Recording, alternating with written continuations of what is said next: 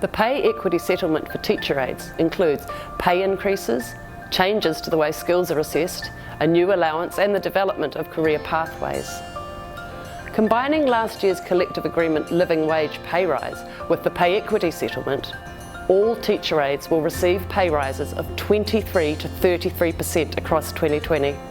That's an increase of $4 to $6.60 an hour, recognising the true value of our skills, responsibilities and experience. This is all funded via additional funding through school operations grants and OARS funding. There is no reason for any teacher aide to have their hours reduced as a result of the settlement. A new work matrix table determines the pay grade a teacher aide should be on, based on the work they are doing. This includes new grades A to D, with steps within each grade. As part of the implementation of this settlement, if we vote to accept it, current teacher aides will have their grades and steps translated onto these new grades. You can check out where you sit on the new grading system at teacheraides.nz. The new system operates on a pull-up rather than a push-down basis. That means the highest skill level you have on the new work matrix will determine where you are placed. If you spend most of your time working within grade A, but then regularly have a task that sits in grade B, then you should be graded in grade B, as this is where your highest level skill, demand or responsibility sits.